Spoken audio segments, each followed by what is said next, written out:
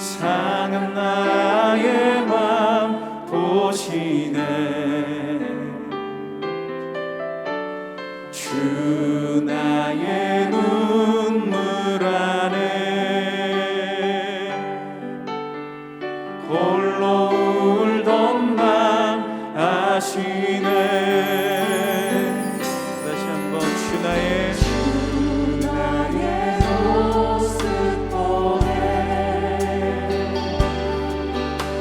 상한 나의 맘 보시네.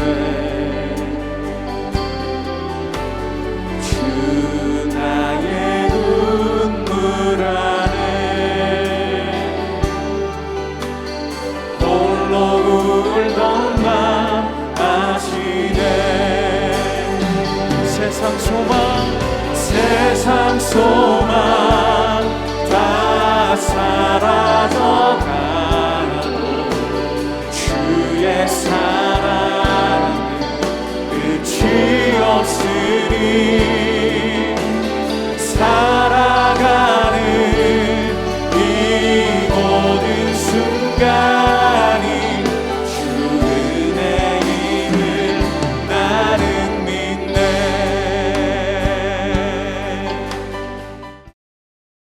제94편 여호와여, 복수하시는 하나님이여, 복수하시는 하나님이여, 빛을 비추어 주소서. 세계를 심판하시는 주여, 일어나사 교만한 자들에게 마땅한 벌을 주소서. 여호와여, 악인이 언제까지 개가를 부르리이까? 그들이 마구 찌꺼리며 오만하게 떠들며 죄악을 행하는 자들이 다 자만하나이다.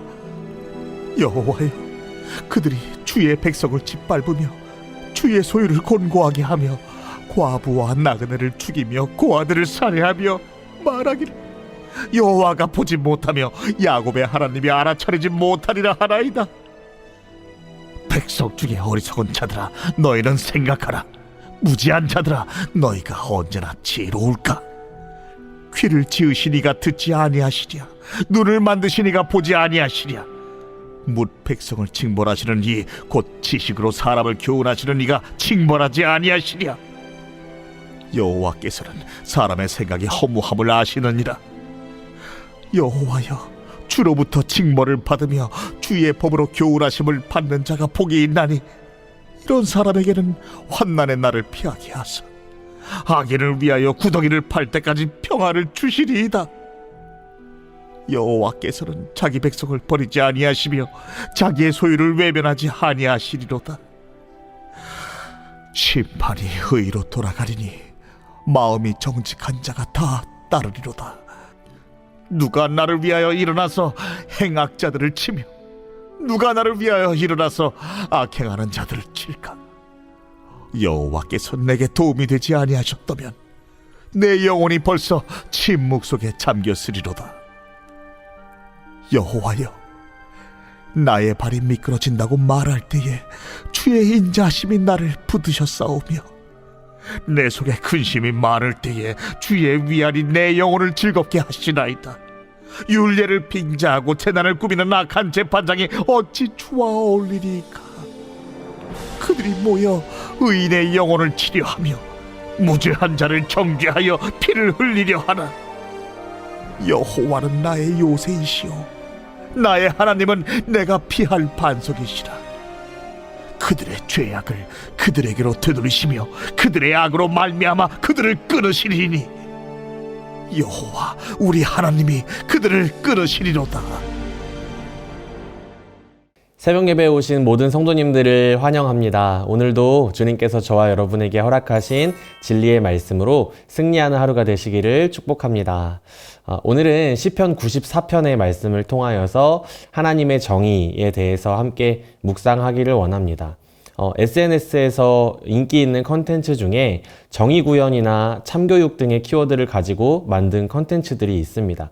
무슨 내용이냐 하면 불의를 보면 못 참는 어떤 사람들이 불의를 행한 사람을 혼내주는 내용들인데 연출된 상황이든지 실제 상황이든지 그것을 보는 많은 사람들이 굉장히 속 시원해하고 좋아하는 컨텐츠라고 할 수 있겠습니다. 아마 한 번쯤은 보셨을 것 같은데요. 이것이 무엇을 의미할까요? 사람들의 마음속에 누구나 그 불의를 향한 분노가 있다는 것입니다. 어떤 사람이 잘못된 방법으로 부를 축적하는 것을 보았을 때, 혹은 강한 사람이 약한 사람을 힘과 권력으로 괴롭히고 갑질하는 것을 보았을 때, 또 누군가를 차별하는 것을 보았을 때 사람들은 분노를 느끼고 그 사람들을 누군가 꼼짝 못하도록 민망하게 해주거나 똑같이 갚아주는 것을 보면서 통쾌한 마음을 느낀다는 것이죠. 오늘 시편의 기자도 역시나 불의한 세상과 악인들을 향한 분노를 가지고 하나님의 정의를 갈망하며 호소하고 있는 것을 볼 수 있는데요. 1절부터 3절까지의 말씀을 읽어보겠습니다. 여호와여, 복수하시는 하나님이여, 복수하시는 하나님이여, 빛을 비추어 주소서. 세계를 심판하시는 주여, 일어나사 교만한 자들에게 마땅한 벌을 주소서. 여호와여, 악인이 언제까지 계가를 부르리이까. 이처럼 우리는 불의한 세상, 악인이 득세하는 세상을 살아가고 있습니다. 누구나 공평한 세상을 꿈꾸죠. 설령 그리스도인이 아니라고 할지라도 더 나은 세상, 더 공의로운 세상, 억울한 사람이 없고 모든 사람이 평등하게 존중받으며 착취나 인권 유린, 범죄가 없는 세상을 꿈꾸고 바랄 것입니다. 또 그것들을 위해서 열심히 공부를 하고 관련 분야에서 최선을 다해서 종사하기도 하죠. 정의 구현을 위한 노력들을 조금 살펴보면요. 작게는 개인을 향한 정의 구현이 있을 것 같습니다. 어떤 불의한 상황을 맞닥뜨렸을 때 작은 말 한마디라도 꼭 바른 말을 하고 넘어가게 되는 것이죠.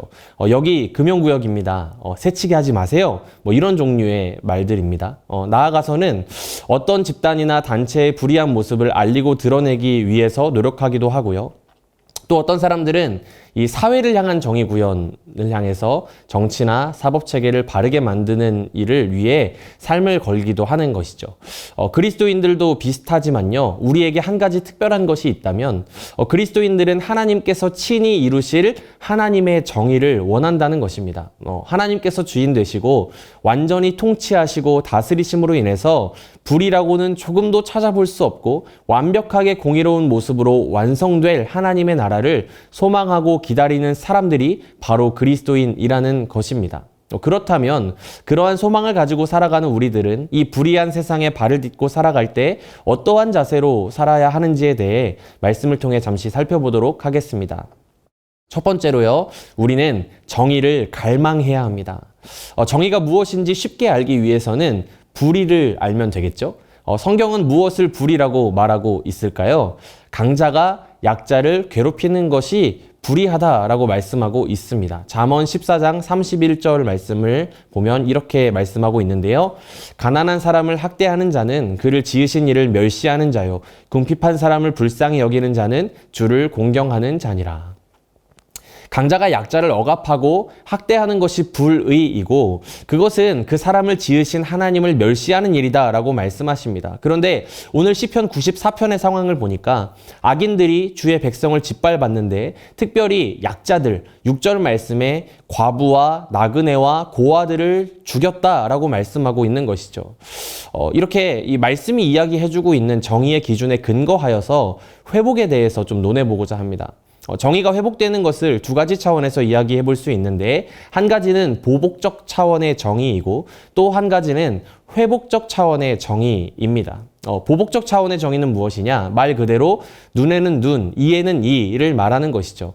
신명기 19장에 살펴보면 하나님께서 이스라엘 백성들에게 상세한 법을 말씀해 주시는데 이웃을 죽인 사람은 사람들의 손에 넘겨주어서 보복자의 손에 죽게 해라 라고 말씀을 하십니다. 또 거짓말로 형제를 모함하고자 한 사람이 있다면 그 사람이 형제에게 하려고 했던 그대로 그 사람에게 갚아주어라 라고 말씀하신 것이죠. 신명기 19장 20절 말씀입니다. 그리하면 남은 자들이 듣고 두려워하여 다시는 그런 악을 너희 중에서 행하지 아니하리라. 21절이요. 내 눈이 긍휼히 여기지 말라. 생명에는 생명으로, 눈에는 눈으로, 이에는 이로, 손에는 손으로, 발에는 발로이니라.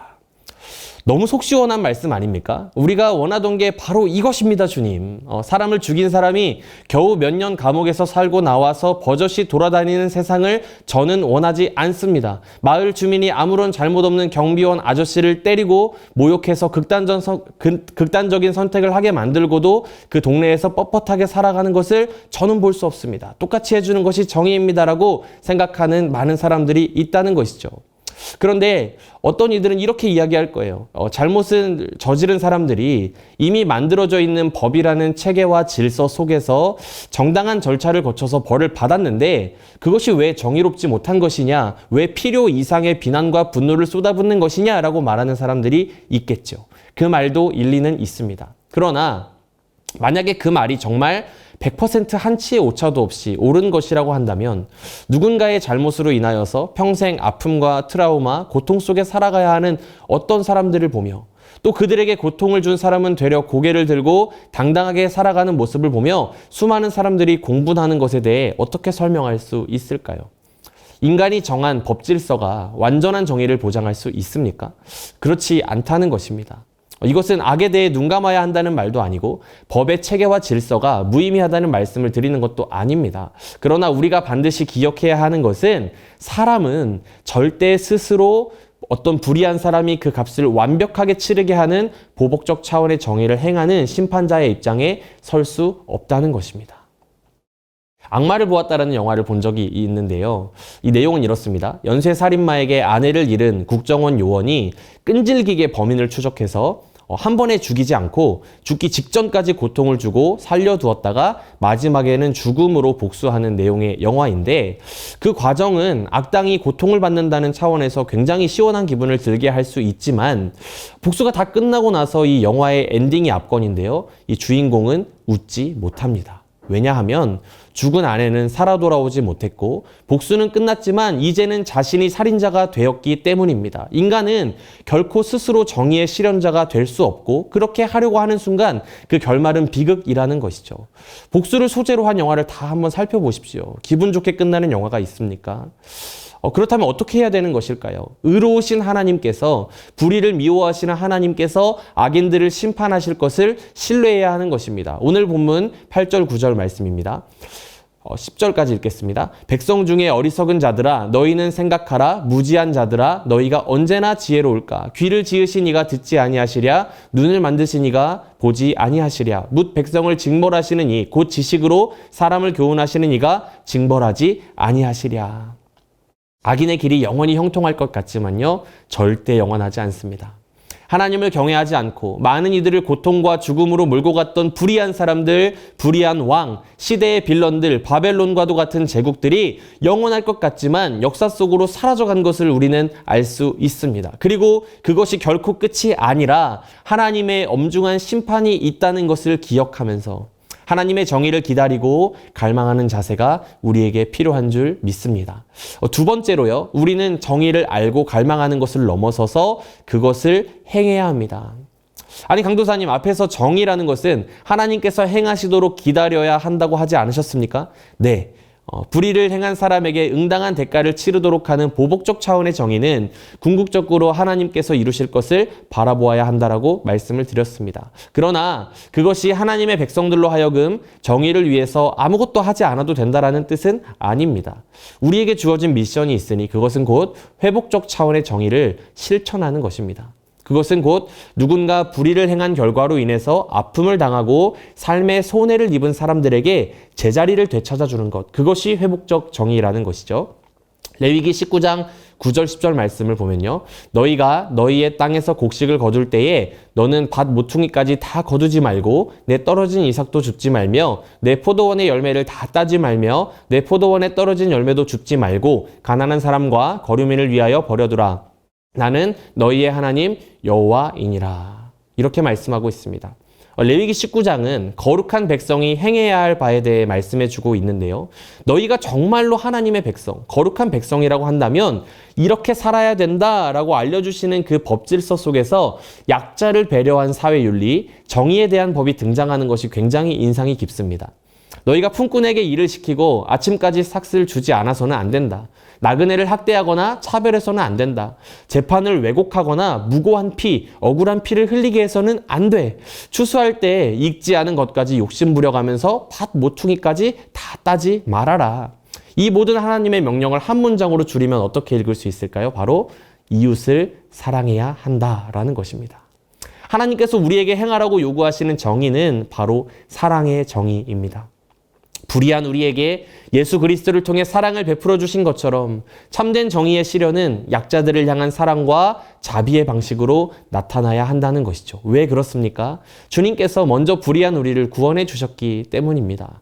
인류의 불의에 대한 반응으로 하나님께서는 완전히 새로운 방식의 정의를 실천하시는데 그것은 바로 예수 그리스도의 생명을 우리에게 주신 것이죠.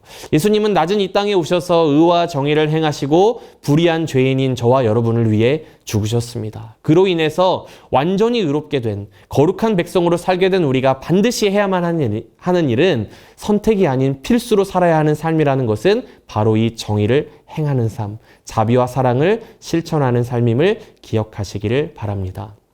말씀을 정리하겠습니다. 사랑하는 성도 여러분, 하나님의 정의를 갈망하는 우리가 되기를 원합니다. 스스로 심판자의 자리에 서지 않고 귀를 지으신 이가 들으실 것이며 눈을 만드신 이가 보고 계신다는 확신 속에서 이 보복적 정의를 어렵지만 하나님의 손에 맡겨드리는 우리가 되기를 원합니다. 두 번째로요, 사랑의 정의를 행하는 우리, 회복적 차원의 정의를 실천하며 살아가는 우리가 되기를 원합니다. 오늘 시편 기자의 고백은 복수를 호소하는 고백으로 시작했지만 피난처 되시는 하나님을 신뢰하는 고백으로 마치는 것을 보게 됩니다. 22절에 여호와는 나의 요새이시요 나의 하나님은 내가 피할 반석이시라. 아멘.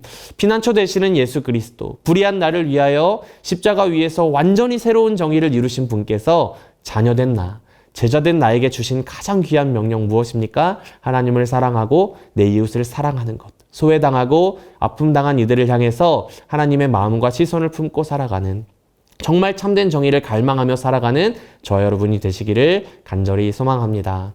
이 시간 함께 다음의 기도 제목을 읽고 기도하기를 원합니다. 스스로 정의의 심판자가 되지 않고 하나님의 정의를 신뢰하며 기다리는 우리가 되게 하소서. 불의한 나를 살리신 예수 그리스도의 사랑으로 이웃을 사랑하며 살게 하소서. 아픔 많은 이 땅에 주님의 샬롬을 허락하소서. 우리 다 같이 기도하시겠습니다.